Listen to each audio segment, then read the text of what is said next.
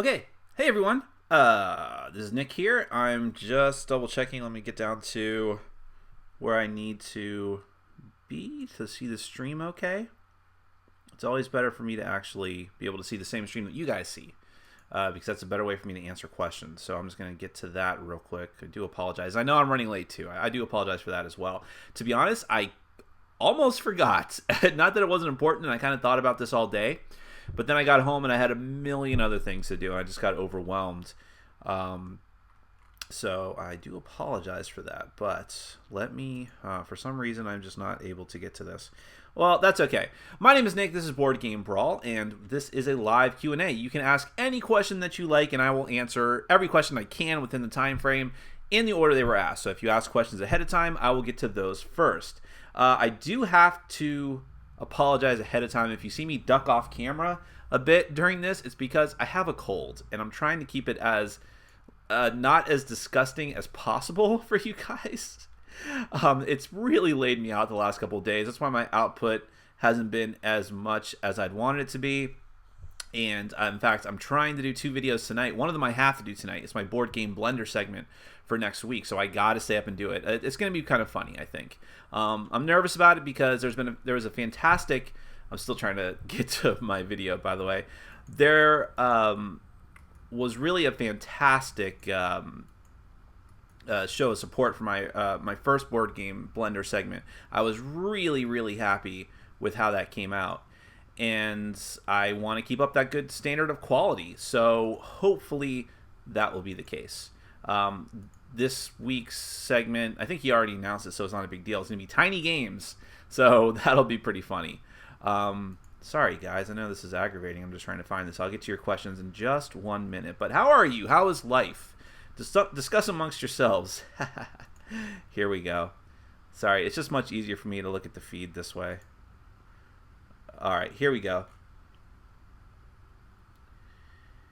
All right, let's just start. Zaki says, have you tried Defenders of the Realm? And if so, what did you think of it? Defenders of the Realm was one of the very first games I ever got when I was getting into board gaming when I first started my group. I traded for it, I think. I want to say it was either in a math trade or maybe I got it in an auction. I don't know. But I was very impressed with the miniatures and the pieces. I'd heard a lot about it. I was into sort of that retro style of fantasy. I ended up being very disappointed in it after just a couple of plays. I thought it was way too long, way too complicated. And it felt a lot like Pandemic, but Pandemic was simpler and faster, so I got rid of it. I'm wondering if maybe I was too hasty with that. I would definitely try it again if the opportunity presented itself, but I'm not in a rush to get my own copy of it. Guy Manderson says, do you appear on any podcasts? Not really at the moment. Right at the beginning of my channel, I was on the Dice Tower Showdown like 6 times, like a lot. And they have asked me to be back on there. This hasn't been a matchup that has appealed to me all that much. And plus, I'm just so much busier now, which makes me sound like a total diva. I don't mean to sound that way. It's just I'm super busy, and I'm like, am I going to do everything that I can do? I don't have the time. Now, I'm also a contributor on the Dice Tower podcast, the main podcast, just whenever they do their not like a segment, but whenever they do their Q&A, like question of the week or top 10 list, I will be one of those people that chimes in for 30 seconds, which is fun for me. I like doing it. I usually have something controversial to say, like I don't like Carcassonne. There, I said it, to put it mildly. Sorry, I have to do one more technical thing here. Isn't this exciting? I hate having a cold. I hate it. There's a lot of other maladies I would rather have than have a runny nose. It's the worst, most embarrassing thing in the world. I hate it. It's so embarrassing at work. I feel like less of a man. But it is what it is. And tomorrow I have an all-day gaming meetup at Cool Stuff, so it's even worse. I really got to get over this. Oh, man. So I probably shouldn't have scheduled this for today, but I wanted to have a Q&A with you guys. I felt bad that I haven't been putting out as much content as usual. Nerzenjaeger says, how beneficial are the components for a game's theme? Can you think of any examples where the components help the theme exceptionally well? Sure. I don't like Alien Frontiers, but I love the components of it. I love the little colonies in the newest edition. So there's that. What other games have... Well, okay, look, I could talk about any game that has really super nice miniatures, from Descent to Zombicide to to the upcoming Kingdom Death. Those really help. Okay, components do matter, pieces matter. They really help bring the theme out, and I love, especially if I'm the Overlord in the game, like in a 1 versus all game, I love taking the enemy figures and going, making little sound effects. Sometimes I do it and I don't realize I'm doing it, and people are just staring at me, and I'm like, what? Jaeger says, do you think you have a slight bias when it comes to games that have anime manga style artwork and that it ultimately influences your rating? I definitely have a bias towards them in that I am more likely to play them. I don't know that I have an unfair bias, because I think I've certainly been honest about games' faults that have that kind of style of artwork. For instance, Lupin the Third was amazing artistically and theme-wise, and I thought it totally fell flat as a game. Go and watch my review. It was like, it could have been great, and it was a total disappointment. A lot of that having to do with a terrible rulebook. Konzume Goddess, I thought, had great artwork, anime themes, beefcake artwork, but on the other hand, while I think it's a good game, and I think I said so in my review, it's very crippled in some aspects. It has to be a 2-player game, I think. It doesn't really work as any other type of game.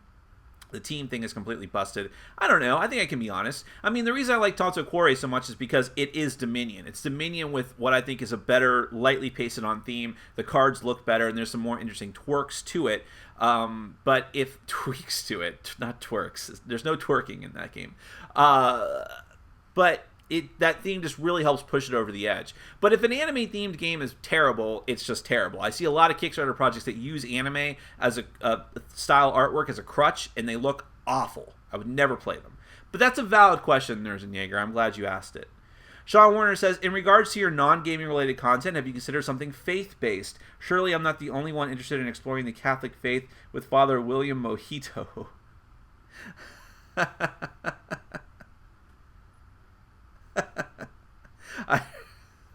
I really have to. Oh man, I love you guys. TTT for Life says, have you played Yummy? And if you have, what are your thoughts? I haven't played Yummy. Yummy was my white... I'm laughing about the last comment still. I haven't played Yummy. Yummy was my white whale for a while because it's so freaking expensive. That's why I haven't played it. It's so expensive, and no one else I know has played it. Also, a friend of mine who was coming to my group for a while and is only very rarely at my group now because of work and personal life, he went for BattleCon all out, just like I did. And BattleCon's a very, very similar game. And I said, oh man, I really want to play Yummy too. And he was like, don't do it. BattleCon completely kills Yummy.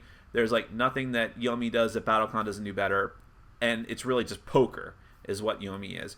I don't know if I agree with that. I think I still want to try it. But for me, the price is way too prohibitive. Even when they did the new edition on Kickstarter, I think it was slightly cheaper than if you had bought the original edition at retail. It's like $80. It was like a crazy amount of money. So I just can't do it. But if someone wants to play it, if someone else hasn't wants to play it, I will gladly do so. Matt Palmer says, do you like Power Grid? If so, what is your favorite map to play? I do not like Power Grid. I only played it once. That's definitely not fair of me to say that. I never review a game unless it's god-awful after playing it one time. But even worst game ever, I played twice with multiple players. But I should play Power Grid again is my point. But after one play, I was less than enthusiastic. One thing you have to understand about me, I don't like auctions. I really don't. Bidding and auctions, unless they're handled very well. Like, I think, I always go back to the bidding in Infamy. I think does not hurt that game at all. And also, Ristorante Italia's bidding is okay. But for the most part, I don't like bidding. And Power Grid is bidding and auctioning with a lot of tedious area control. Just not for me.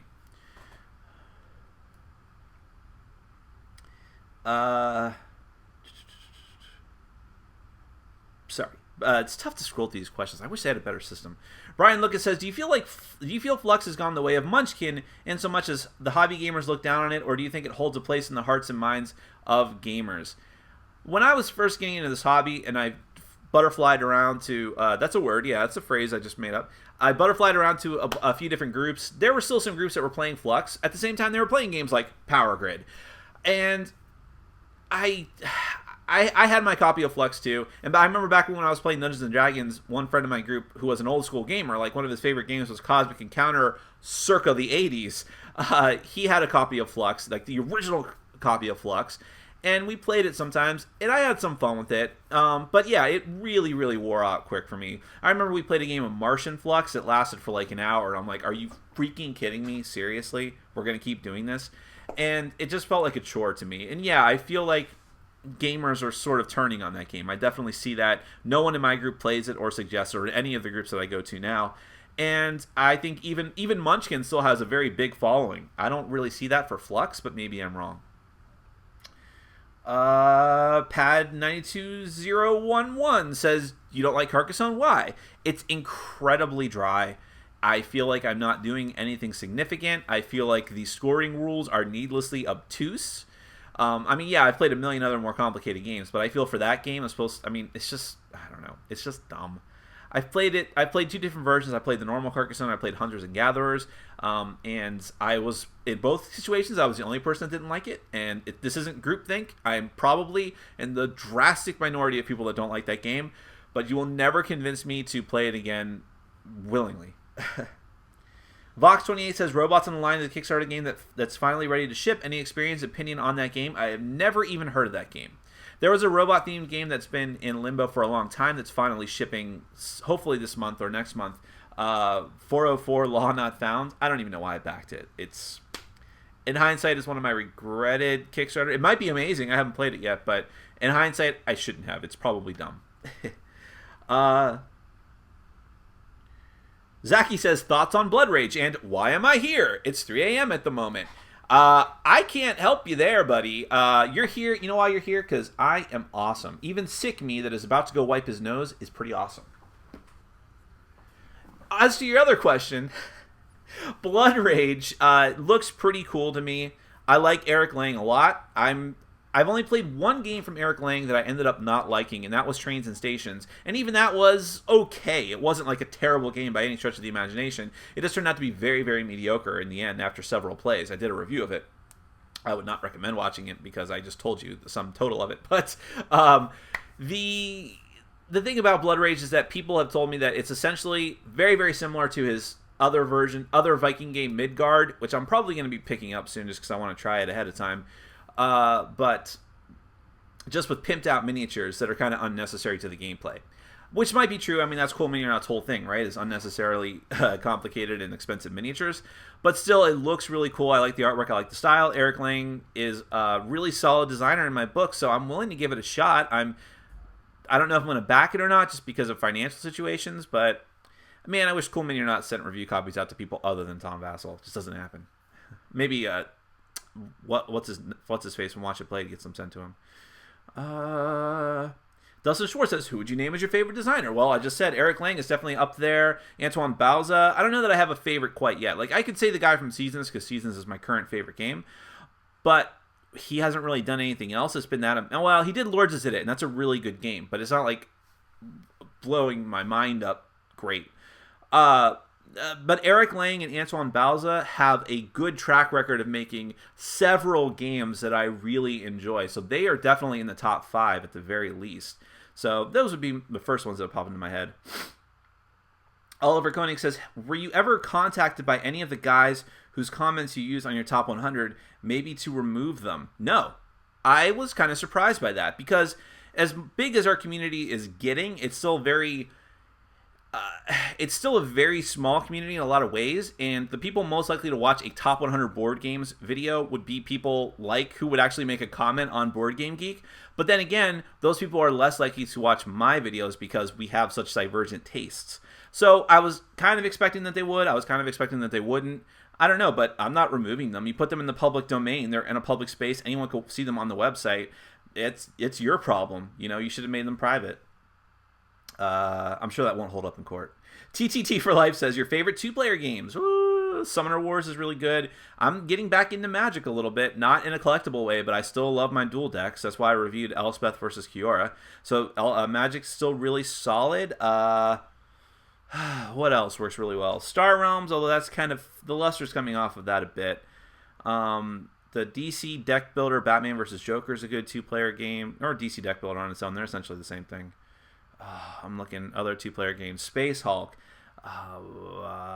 Claustrophobia. I'm really sad that Z Garcia beat me to the punch for the review of the newest expansion, although I haven't even reviewed the first game, the base game, or the first expansion. So, but yeah, those are some examples. Let's see. Vox28 says, someone from another, I'll just say his name, Chaz Marler from Pair of Dice Paradise, did a series on introverts getting into social situations involving gaming with strangers. Do you have any recommendations on this subject? You know, I still consider myself an introvert in some ways. Like, I don't like huge, big crowds. It's why I haven't gone to conventions for the most part. I'm like, why would I want to do that? It's hard enough for me to get into a modest group of people. But I would say, I don't know if I have a good suggestion for that, because I'm not sure that I'm qualified to, and I don't think that I've really mastered it. My thing has always just been I've forced myself to be social.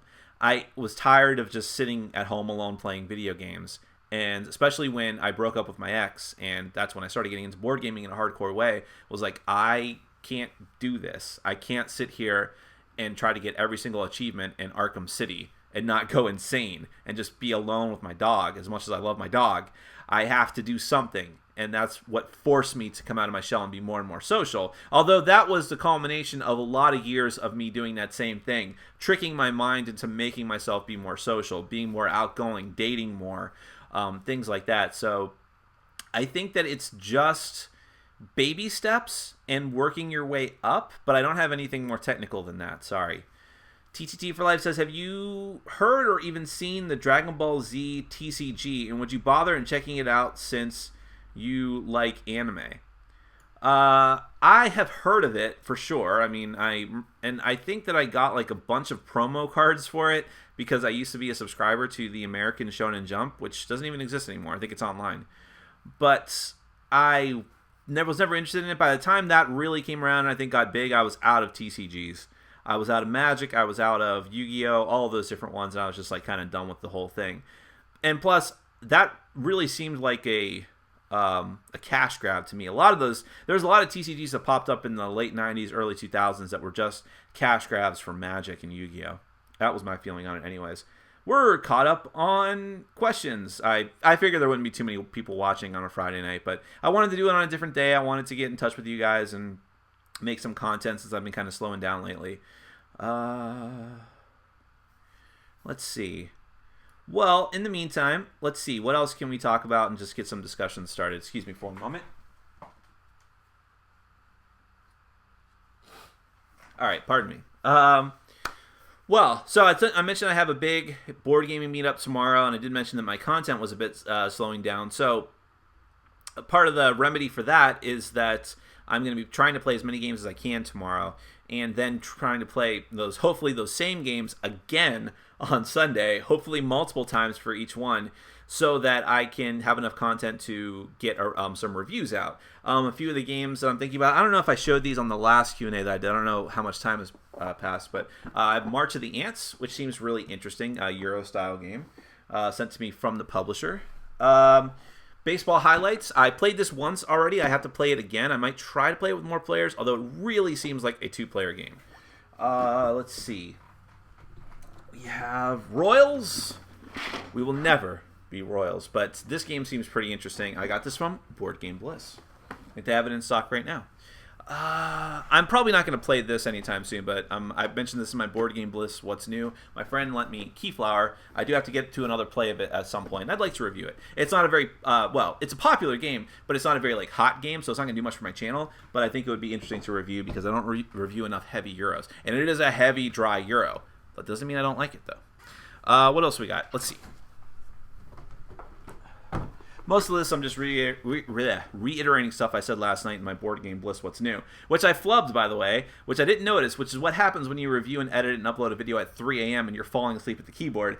If you watch the part of it where I talk about Harbor from Tasty Minstrel, I forgot to edit out my first take. But it's not too bad. There's no cursing. Sometimes when I screw up a take and it's really late and I'm tired, I just go, F you all! Stuff like that. Anyways, we have Witness from Histari. I'm really, really fascinated by this game. I don't know if it's good yet or not. It's got some good buzz around it, but I am really eager to play it. And hopefully it's... How long does it say on the box? 15 minutes? Really? Oh, no way. There's probably some scenarios that are much longer than that. But I'm going to try to play it as many times as I can. I'm really, really fascinated by it. It's interesting that it is exactly 4 players. It's going to be very prohibitive tomorrow at game day, I have a feeling.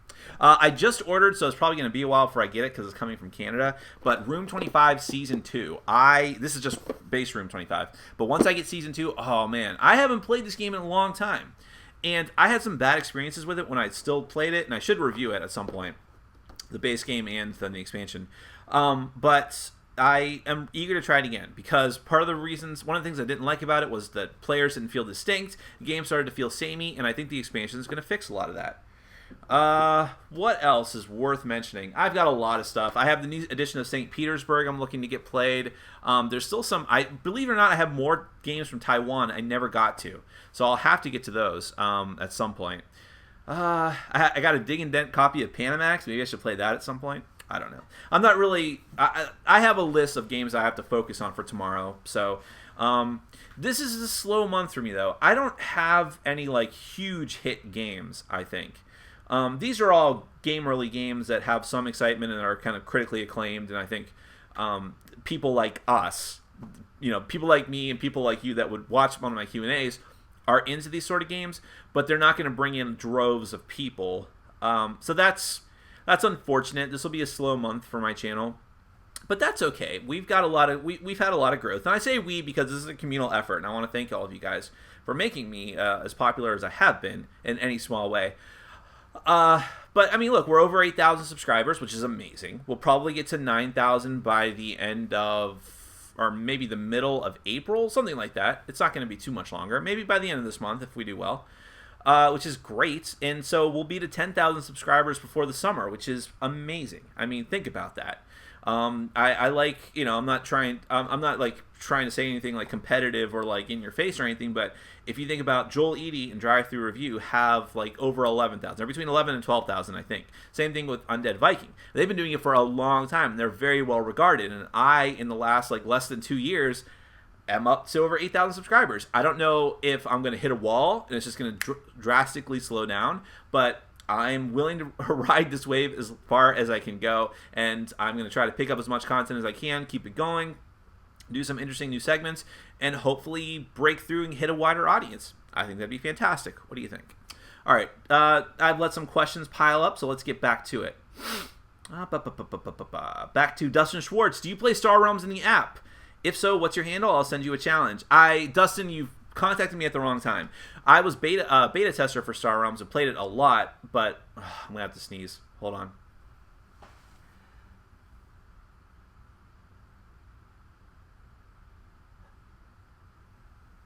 It passed. This is terrible. I wish I wasn't sick. But I don't play it anymore. I kind of burned down on it. Especially since, like, when I was beta testing, I got really good at it, and my level got really high. And then when they opened it to the public, and, like, a lot of people started playing it, I got just slaughtered. I thought I was good at Star Realms until I started playing more and more people who just destroyed me all the time. And I'm not, like, a sore loser, but I really started to lose my taste for it when I lost a lot. So I don't really play anymore. Sometimes I play. But you can find me on, very simply, Board Game Brawl. Feel free to send me a challenge. I can't promise when I'm going to get to it, though. Vox28 says, any news on another reboot of the reboot of Hero Quest? No, I haven't heard anything about that. Sorry. Having a sneezing moment here. I should probably just take a moment and go get it done. Hold on.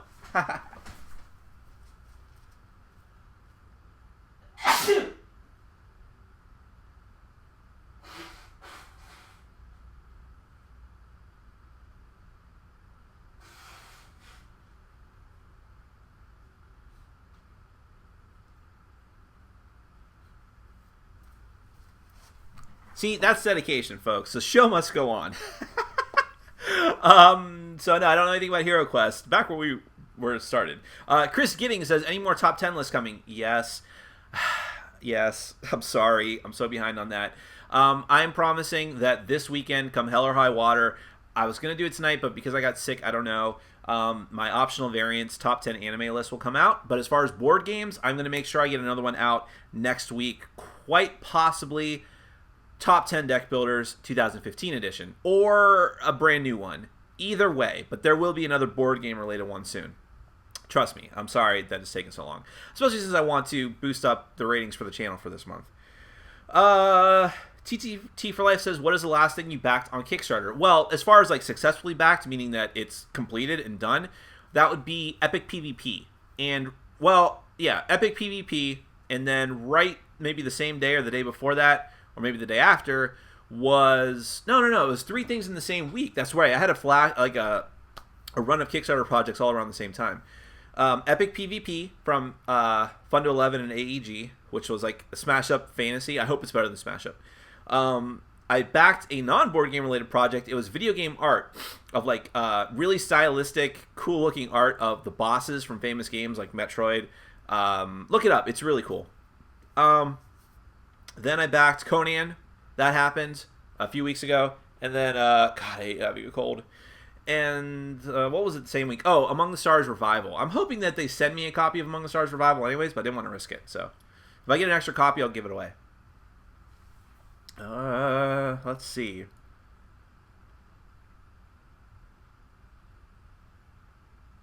William McGinnis says, new Kickstarter, Tesla versus Edison had a great opening day. Almost it's 3 times its goal. Have you looked at the game? Yes, I'm a tentative backer just because I wanted to do the early bird, but I do that a lot just to make sure I get an early bird in case I end up actually wanting to back it. Right now I'm very hesitant because it looks like a heavy Euro. I kind of like the theme. It's okay. We'll see. I'm very interested in it. I think it's very intriguing. Critical Hit says, do you have any plans for the upcoming tabletop day in April? I'll probably just latch on to Vassal's group because they do a cool stuff one. Because the very first tabletop day, the very first one that first year, which was 2013, I guess, I did my own with my group. We went to a Taekwondo studio. We had about 25 people, and it was really cool, but it was just too much work, and my group has kind of waned as far as people that have come regularly, so I'm afraid that I wouldn't get much of a response. Plus, I'd like to get the cool promos. There's going to be a Dead of Winter promo this year, so I'll probably just latch on to Tom's group. We had a fun time last year. Was it last year that I won the Takanoko? Was that on Tabletop Day? I don't know, the Takanoko Collector's Edition? Anyways, it was a lot of fun, so I'll probably just do that. Get Comboned says, print and play Witch Hunt is a better version of Werewolf. Okay, I don't like Werewolf though. So you're saying it's better? Maybe I'll check it out. I never heard of it. Brian Lucas says Royal looks fun. I agree. Dustin Schwartz says, February, March has seen a massive explosion of high-profile games on Kickstarter. As someone who follows Kickstarter pretty closely, do you have any thoughts about the relationship between Kickstarter and the hobby? I think it's here to stay. It'll probably metamorphosize and change, and it'll balance out. And Tom always likes to say that there'll be like a Kickstarter will like hit a certain point and then level out. And I agree. We're probably seeing that a bit now. But I think it's here to stay. I think it's for a lot of different businesses, not just board games. It's a really efficient way for businesses to have a pre-order system for their games. Of course, all of the onus is on the consumer, and if things go horribly wrong, it's the consumer that fails and pays. But you can say that for a lot of things, I think, in any kind of consumer product. So I don't know. I think that it's definitely an interesting thing, what the effect that it's had on the hobby, and I know that there's people that hate it. I, myself, you might think that I love it because I do so many Kickstarter segments, but I'm very ambivalent about it, which is why I like to talk about it so much, because it's very, very interesting to me. There's a lot of good that can come out of it. There's a lot of bad that can come out of it, and in some ways, I love defending it, and I love mocking it. It's been a source of both things for me. And so if people want to call me like a hypocrite for that, that's one way to look at it, and maybe it's a valid way to look at it. But I prefer to think that I can recognize it for the good that it does and recognize it for the bad that it does, and sort of poke fun at both and use it as a source of inspiration for interesting things to talk about and segments to have. Let's see. Any more top 10 lists coming? Chris Giddings says, or maybe some tutorials, or maybe live gaming. Live gaming has been tough. It's so hard to put that together and get people who want to do it, who want to be on camera, and can make it on their schedule, because I don't want to do it on my normal game nights. But I do want to do that. I mean, it's great for the channel. Well, it's okay for the channel. I mean, the Cthulhu Wars one got a lot of hits, but not necessarily anything else. But I would love to do it some more. If nothing else, it'll definitely be the 24-hour gaming marathon for Extra Life. Top 10 lists, yes, like I mentioned earlier, I'll have at least 2 top 10 lists within the next couple of weeks. Nathaniel says, are you ready for the obligatory? Have you played Core Worlds? Question, yes. Yes and no. Yes, I'm ready, and no, I haven't. CL Nick says, hi from... I'm sorry. CL Ing. I don't know if I'm saying that properly. I'm sorry. Hi from Singapore. Well, hello. Thank you very much for attending this. Glad to have you. Dustin Schwartz, when are you going to make your top 10 deck builder games list? Like I mentioned, Dustin, you keep asking me about top 10s. Give me a chance to answer. Might be very soon. Sir Bob Game says, what drives your BGB highlights when there are 10 or more good games out in 1 week? Well, what you mean board game list highlights for what's new? It's because it's whatever Bosco, the owner of Board Game Bliss, wants to talk about. I asked him, hey, do you want to do a segment? He's like, yeah, I'd love to. Can you mention these games? And he gives me freedom. He's like, here's the ones I would like for you to mention, but if you want to mention other ones, that's fine. And I don't know, he gives me a list of pretty interesting stuff so far. We've only done it twice. So I haven't felt the need to embellish or to subtract stuff or add stuff. I've always talked about everything that you wanted me to talk about, because I think there's a lot of good stuff there, or at least stuff that I haven't played that looks interesting. So that's it. I mean, I could go on and on and on, but I think the segment is probably too long as it is. But you know, I don't think that I would find that many more interesting things if I took the time to do so. So I like it as it is.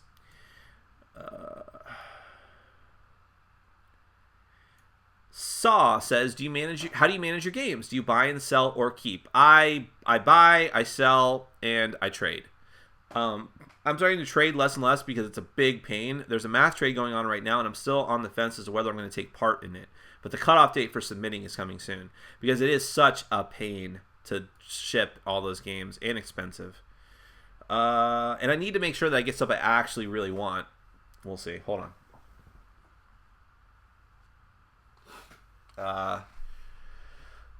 Dustin Schwartz says, what are your criteria for backing board game Kickstarter projects? Exclusives, discount over MSRP, desire to help the small guy, etc. For backing, it's a couple of things now, and it's slowed down considerably. But one is that I want to get the game as early as possible. That has less to do with me personally and more like my taste, but more to do with me wanting the channel to succeed. And sometimes getting the scoop on a game is only possible, at least as far as Vassal is concerned, if I can kickstart the game and get it early with the rest of the backers. If I wait too long, Vassal will get it. So that's part of the reason. The other reasons would be exclusives, and I hate that. I hate that exclusives even exist, and I feel like I'm perpetuating the system by taking part in that whole debacle. But yeah, some games like Cool Mini or Not games are really, really hindered, like Arcadia Quest, if you don't get at least some of the exclusives. So that's part of it. And discounts are nice too, although Cool Stuff's discount on games sometimes meets or exceeds the discount you get from backing on Kickstarter, and that's for real. TTT for life, speaking of which, Arcadia Quest, should I get it even though there is almost no way to get the missing Kickstarter exclusives? I wonder that myself, and I wonder if that is part of the reason why that game is, even though it is well known, and it made something of a splash when it was on Kickstarter, it made over $600,000, I feel as if it is being ignored and that people are passing it by and that it's going to kind of languish. And I mean, I think it was on sale on Cool Stuff, and they had a very limited quantity of the expansion and it sold out really quickly, but they didn't have too many of them. So I think that people are just forgetting about that game, and I think part of the reason is that they feel like I can't get all the exclusives, so why am I even going to bother? And I would like to think that this is going to teach Cool Mini or Not a lesson about that, but it won't. They're not going to change anything anytime soon as long as they continue to print money that way. Because now people are just going to be like, well, most people are going to be like, well, they're either going to say, I'm never going to back another Cool Mini or Not Kickstarter again, or I'm not going to support them in any way. But most people are going to say, got to make sure I get it on the next one. So it's a self-perpetuating thing. But as to whether or not you should back it, I still think it's a fun game, even with just the normal stuff. But having more characters, I feel, and drafting them and having a variety of stuff is really, really important to that game. So I don't know, man. Not if it, and it's still really expensive. So I think you probably have better options. I'm sorry to say. Vox28, have you ever thought about designing your own board game? I thought very briefly about it and talked myself out of it. It's hard enough for me to get motivated to do stuff about reporting on board games and reviewing them and things. I don't feel like I have a creative enough mind to come up with a good board game, and I feel like not everyone should be a board game designer. I really don't. I kind of feel now like anyone who has had any kind of contact with a board game and likes it a lot, and likes the hobby, feels like they can be a designer, and I'm sorry to say that that is not the case, okay? It's just not the case. I don't want to destroy anyone's dream, but not everyone that watches and likes football can play football. That's why certain people can, and they're very well known for it, and they can actually make a living out of it. And I feel like some people really stress themselves out and maybe drive themselves to the poorhouse trying to make a game that is just not going to do much for them. So I don't want to be that guy. I'm happy enough just reporting on board games for now. Although I have said in the past that I'd love to do the the Dice Towers Essentials thing and have and be instrumental in helping to bring over some games from Japan that are languishing over there. That I love that word tonight for some reason, but games that have not ever been brought over to North America or Europe and been translated because Japanese game designers just don't have a lot of a desire to do that. They don't have a lot of drive to do it, and some publishers just probably aren't going out of their way to pick up those games. But I would love to do a board game Brawl Essentials line and bring over games from not just Japan and Taiwan too, but like Heart of Crown, Dungeon Guilds. I'd love to have a wider release, and I would keep the art. I know some people don't like it. What else? League of Hackers, from the same company.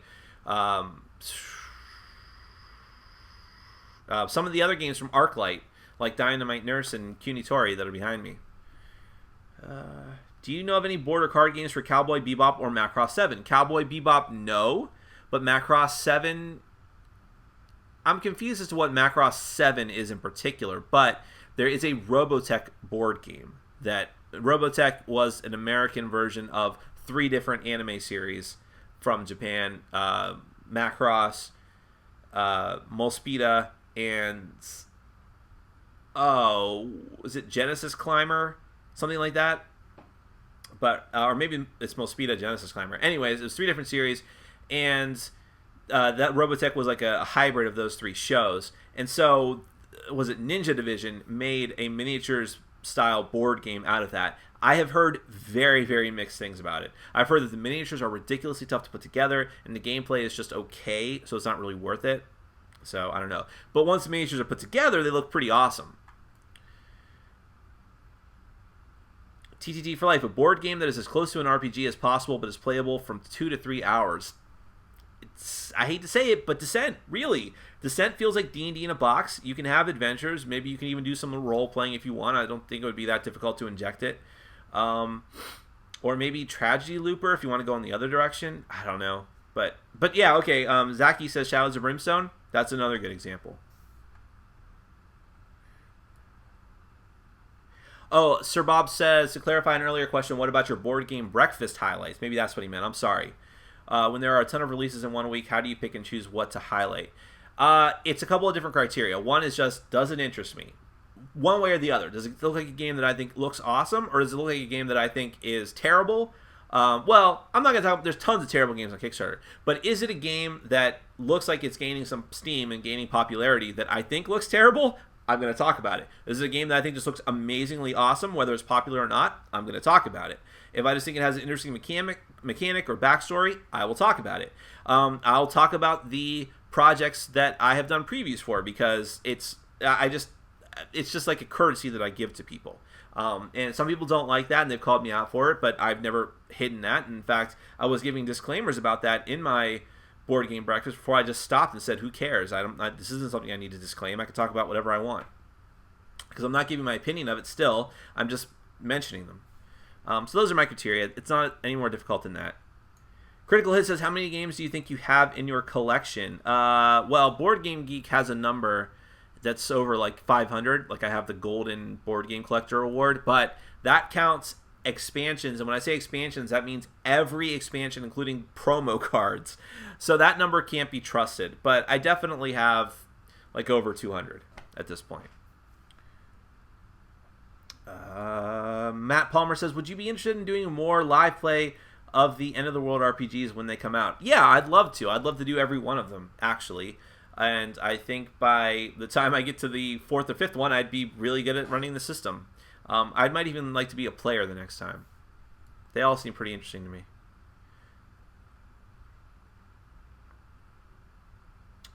The Mr. E says, you just mentioned Smash Up in passing. Sounded like it is another game you don't like. Do you? I've only played it once and I wasn't a fan of it, but it wasn't the best circumstance. This is why they always say you shouldn't do a review after playing one game, because sometimes you just have a bad game of something. In this case, it was very late. There was at least one person I was playing with who I did not like, and it well, I didn't win, but who cares? But yeah, I mean, all these things together probably contributed to me just not having a very positive opinion of the game. I'd like to try it again, especially since they've modified some things and they've actually included tokens to put on the cards. I just haven't been running to do it. I have so many other games that just hasn't been on top of my priority list. I'm hoping that Epic PvP is more interesting for me, though. Dustin Schwartz, micro games. Will we see another blockbuster micro in 2015, or was the genre a flash in the pan? I don't know that it's a flash in the pan. I think the tiny epic games are a true like indicator of that, but I don't think that you're going to see a game like Love Letter, because Love Letter just, I don't know what it is. It was just the perfect storm. I hate using that phrase, but just it was the right time for that game to sort of pivot back and fight back against like the swarm of these Kickstarter projects with tons of plastic and big grandiose games and war games. It was just something for everyone to play and enjoy. I think it was just the right time for that game. There's tons of other games of the same ilk as Love Letter, and they just haven't hit it the way that game has. I don't know that flash in the pan is the right word, but it definitely was an odd occurrence. We'll put it that way. But I don't anticipate there being a game like that this coming year.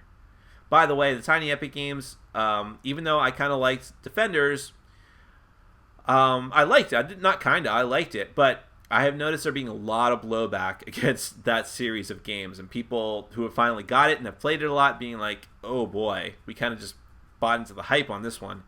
And we'll see. Pad 92011. I'll say that right eventually. How about Pathfinder the card game for the RPG question? I feel like that feels like less of an RPG than a lot of the other games that we mentioned. That is straight up a cooperative card game.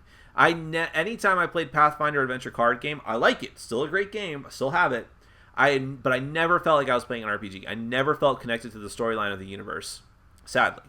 Well, not sadly. It's still a good game, but that I definitely would not use that as an RPG game. Me personally. Maybe other people's mileage might vary. Adam Bishop, Nick, have you played the Battle of Berserk board game based on the anime? No, but that is on my wish list in Board Game Geek, knowing that I'll never be able to get a copy of it. Maybe. I've had contact with a couple of Japanese retailers who have had games I've been surprised that they have, but those have been much more recent games. Like that's how I got the Lost Legacy. Oh, wait, let me show you that. Hold on.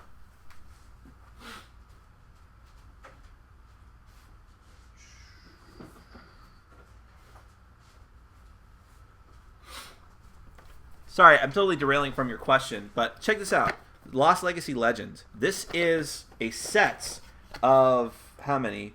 2, 4, 6, 8, 9 more Lost Legacy decks. I have my other original 3 in there, but it's 9 more Lost Legacy decks, all completely different from each other, all from different designers, all of them in only Japanese. But some brave, really dedicated souls have started translating it on Board Game Geek, so I'm probably going to have paste ups for it very soon. But as far as Battle of Berserk, some retailers might have it. I haven't had the will to really track it down, but because I'm afraid it'll be terrible. I want the legend to live on in my mind that there was a Berserk board game and that's good. How do you feel about Gateway? I just spittled all over. How do you feel about Gateway Splendor winning the BGG Golden Geek Award? One moment. Hold on. Get back to that.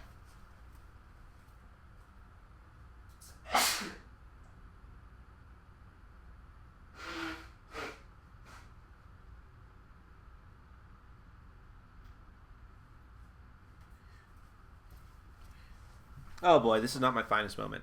Splendor's a good game. I like it. I played it quite a bit when it first came out, and it's been sitting on my shelf not being played at all, other than a couple of people who will only play Gateway games in my group, some casual gamers.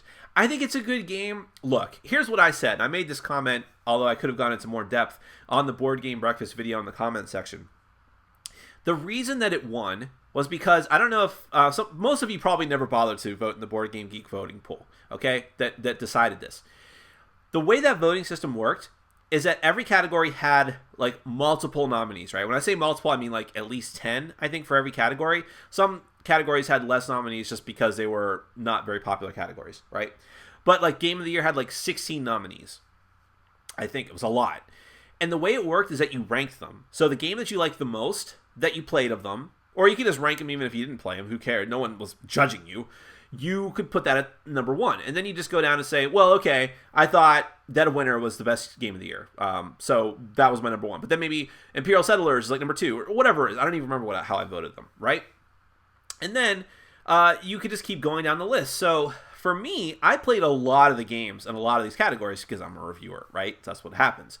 So even a game that never would have been considered for my top game of the year, like Splendor, still ended up being in like the 5 to 10 range, right? And I think that that's what happens. A lot of people ranked that game between like 5 and 10, okay? Solid ratings. And then, even though games like Dead of Winter and Kanban Automotive, games on opposite ends of the spectrum, Heavy Euro, those are just one example of each, but Heavy Euro and Heavy Ameritrash game, those games were ranked very, very highly by a lot of people in each of their respective camps, right? But those people in those camps rated the opposite game very, very poorly. And I think that that's what happened. I think that the ratings for games like that were tanked pretty heavily by people who just are not into that type of game, because that's what happens on Board Game Geek. Board Game Geek is a very polarized place in a lot of different ways. People like to think it's a kumbaya community. It is really not. So that happens, and when that happens, a game like Splendor, which may not have the highest rankings of a lot of people, but has consistently decent ratings, is able to slide into the top spot. That's my theory anyways. I'm sure there are analytics that will prove me right or wrong, but who knows. I just think it was a fascinating thing, and I don't care that it won. I'm fine with it winning. I mean, would I have picked something else? Absolutely. But the fact that it did is not the end of the world. I think there's other things to get upset about. That's what I'm saying. I don't want it to denigrate the hurt feelings that people might have about it, but I wouldn't get so upset about it. It's okay. If that game gets Game of the Year, trust me, it could have been much worse. But I guess it is surprising that a game like that would win Board Game Geek's top award. But aren't you just happy that there is an award like that to sort of fly in the face of awards like the Mensa Award? The Mensa Award nominates some decent games, but most of them I think are just garbage. So even for the Mensa Award. Excuse me. Okay. Let's see, where were we? Mr. Deciman says, I'm just getting into board card games and also back to Epic PvP. I was a little hesitant, unsure if similar games exist that are highly acclaimed. You talked about Smash. Any others that are similar? It's actually Smash Up, and you should check that out if you like Epic PvP, because a lot of people love that game. Other similar games, I haven't seen any other game that does the mashup thing the way that it does, but there are deck building games. I would recommend deck building games if you think that Epic PvP seems interesting to you. Thunderstone, maybe, but Thunderstone is very heavy if you're new to games. If you want an introductory deck building game, go for Dominion if you're okay with the theme. It's a very dry theme. The DC Comics deck building game, not very high on theme, but has very appealing artwork, especially if you're in the DC Comics. Ascension would be another one. Get one of the later Ascension sets to be sure. Rise of Vigil or Realms Unraveled. or they have a new edition of the first set, which with much improved artwork. So you might want to go for that too. But yeah, a deck building game would give you the closest approximation to the Smash Up or Epic PvP feel. Especially, Mr. Deciman, if you're coming from a Magic the Gathering background, I'm just guessing, you might want to go for a deck builder.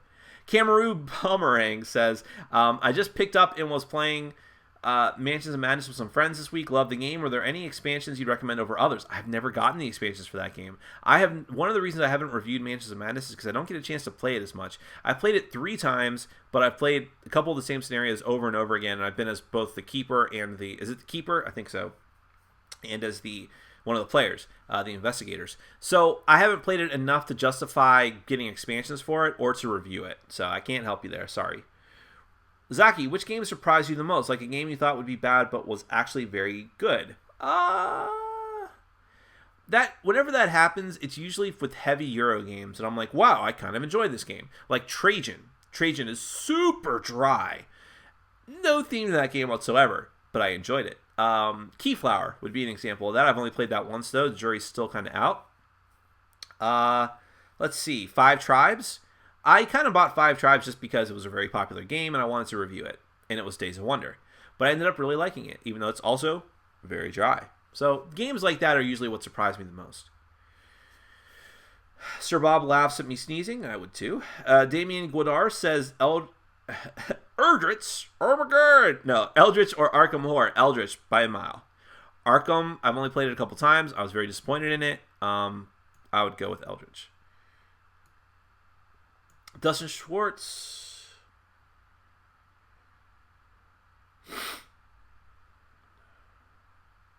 Have I ever considered having a geek list of upcoming games that I'm interested in? I never thought about that, but that's an interesting thing. I would consider that. That's an interesting point. Maybe.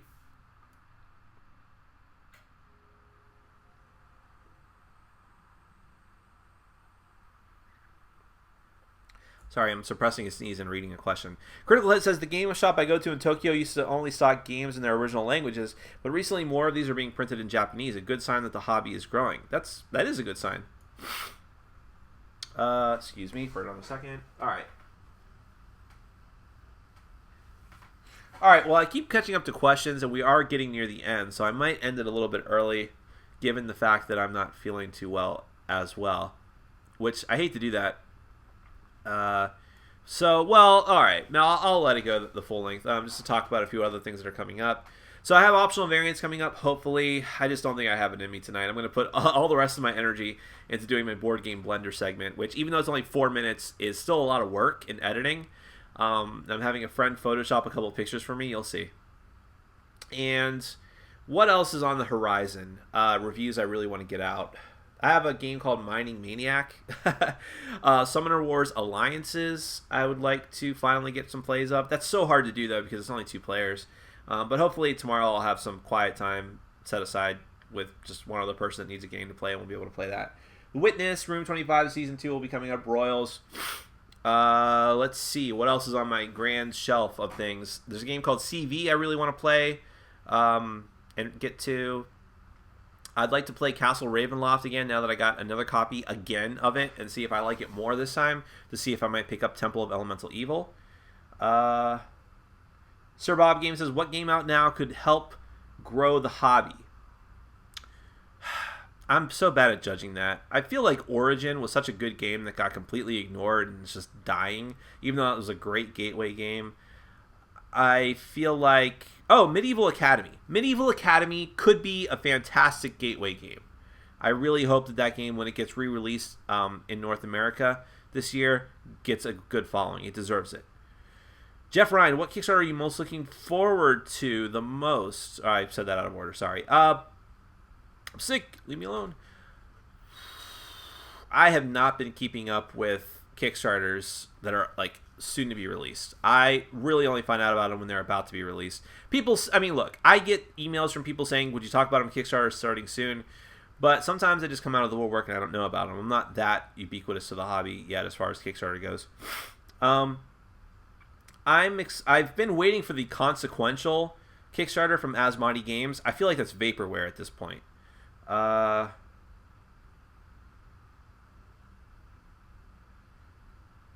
Let's see. Camel Up or Camel Cup? Neither. I don't think that game looks interesting at all, and I don't even care to speculate on what it's supposed to be called. No, I know. I don't know. I know there's some argument about that, but I thought it was called Camel Up because that was the mechanic in the game, that your camels stack up, so it was kind of a play on words with Camel Cup. I don't know. Sir Bob Games, is Plaid Hat ever going to kickstart? No, and that's part of the reason why I don't have a good feeling about Plaid Hat's trajectory. And I know that sounds ridiculous. Like, are you kidding me? They just had like their best year ever. They've got Dead of Winter and the new Summoner Wars set, and just a lot of hype about their company. But one game is not going to make a company unless the name of that game is Catan. And even though I love some of Plaid Hat games, some of their games have been total duds. And even if you like those games, and I'm fully willing to admit that they have some good aspects, I'm talking about like City of Remnants and BioShock Infinite, Siege of Columbia, you have to admit that they don't sell. They have not been big sellers. They've been trying to get rid of them. And I think that they're at a crossroads. I know they're moving into new offices. I know they're doubling down on this whole thing of being their own company. But I mentioned to someone not too long ago, who was I talking to? It was someone online, I think, where I mentioned, I think my theory is that Plaid Hat is going to get bought out by another company. And I still hold to that. I don't think they want to be in the business of trying to keep their company afloat financially. I think they want to design games. And I think they want more freedom to design games. I think that if they have to keep making games just to turn a buck, they're going to keep producing games like Video Game High School, which was awful. Just to tie it in, just to sort of break through in the market. But the other thing is that they need more designers, and they need to be more open to working with other designers. Spectre Ops from Emerson Matsuuchi is a step in the right direction. I can't wait to get that game. Emerson is a fantastic designer and a great guy in general, and I think they need to keep doing things like that, because if they keep designing games from Isaac Vega that don't involve his Crossroads system, which, by the way, there's a lot of theories pointing to the fact that Jonathan Gilmour had more to do with that game than Isaac Vega did. But any game that is not Dead of Winter that Isaac Vega has been involved in has been bad to mediocre for me from that company. And I think that's a very, very bad sign about where they're going. And I also don't think that they should be releasing another game with the Mice and Mystics universe. I don't think they should be putting all their eggs in that basket. So, I don't know. I'm very worried about Plaid Hat. It's a company that I like and support. They were very, very high up on my top 10 list of publishers that nobody watched. But I worry about them, and I don't know that they are as solid. They're not an evergreen company yet. Let me put it that way. Thank you very much, Pat. I'm not going to read every compliment. That just seems arrogant to me, but thank you. Sir Bob Game says, C, the legacy game. Oh, here's the thing about that. Seafall. Yeah, Seafall, what's his name? Rob Daviau wants to kickstart that, but he's only co-publishing that with Plaid Hat. Plaid Hat is just doing some of the legwork for him, kind of like Epic PvP. Epic PvP is Fun to 11's baby, but AEG is helping to publish it. So I think that in that way, there will be a Plaid Hat game on Kickstarter, but it's not really a Plaid Hat game. And I think that Colby even has made some backhanded comments saying that he's not happy that Rob Daviau is kickstarting it because he hates Kickstarter so much. Dustin Schwartz says, who would you list as the top 3 publishers in the Ameritrash trash arena? I fixed that for you. I'll say Fantasy Flight for sure, even though they've been bought out by Asmodee, but Fantasy Flight is number 1, right? Got to be. Cool Mini or Not is up there for sure.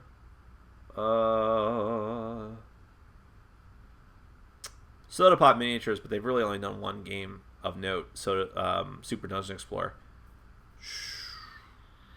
WizKids, I feel like. Yeah, WizKids would be a good idea, a good example of that. Oh, Yellow seems like they are more of an Ameritrash company than a Euro game company, for sure. I'm looking at my shelves for inspiration. Those are some pretty good picks right there. Fantasy Flight, Cool Me or Not. Yeah, those are really big. Cryptozoic. entertainment. Yeah, it's pretty easy to spot them. Okay, guys, I'm gonna go ahead and end it here. We're getting close to an hour, and my nose is just killing me, and everything about my body is killing me. So, but thank you so much. I'm sorry that this was a bit of a weird one because I was sick, but I hope that you guys enjoyed it. I wanted to give people who don't normally get a chance to chime in, and I enjoy these a lot. I really do, even when I'm sick. I have a lot of fun talking to you guys. I'm glad I got to reach out and help you guys with any questions that you might have, even though I'm not an expert. I hope that you gleaned some little bit of knowledge from me. Last question: do people play Cool Mini or Not games? I thought it was just minis. Zing! It is mostly minis, but there's a slight game attached to some of them. Anyways, on that note, we'll go ahead and leave it there. Thank you so much for watching. I really appreciate it, and take care. Bye-bye.